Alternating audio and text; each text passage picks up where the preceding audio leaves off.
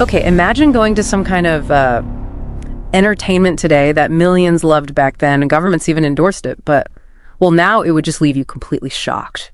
That's the really unsettling history we're diving into. We're talking about human zoos or ethnological expositions, a truly disturbing chapter from the 19th and early 20th centuries. And our sources show these weren't like fringe events. No, they were often central attractions. Think World's Fairs, major international events.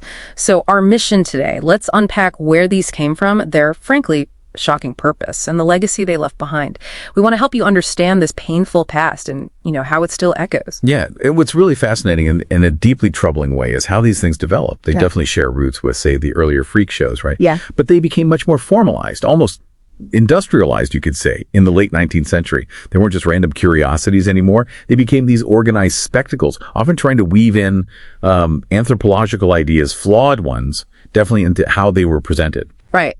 And a key name that pops up in making this more formal is Carl Hagenbeck.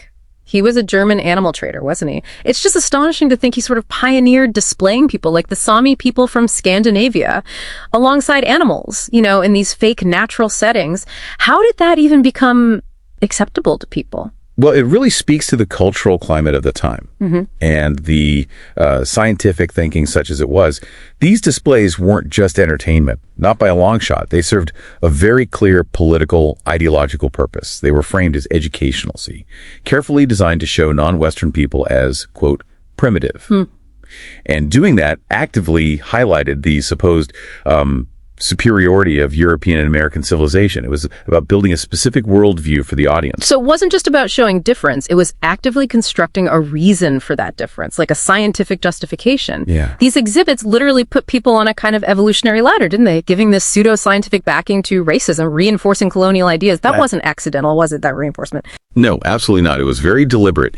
And maybe one of the most heartbreaking examples, the one that really brings the human cost into focus, is Ota Benga. He was a Mbuti man from Central Africa, brought to the U.S., put on display. We're talking the Bronx Zoo, 1906. Initially, he was actually housed with apes, exhibited in the monkey house. The idea push was that he was some kind of missing link. Wow, just that image. It's horrifying. I understand there was some public reaction. Yeah, our sources say African-American ministers were absolutely outraged. They saw the blatant racism. But even with protests, the zoo officials kind of defended it at first. Benga was eventually released, but the damage was immense.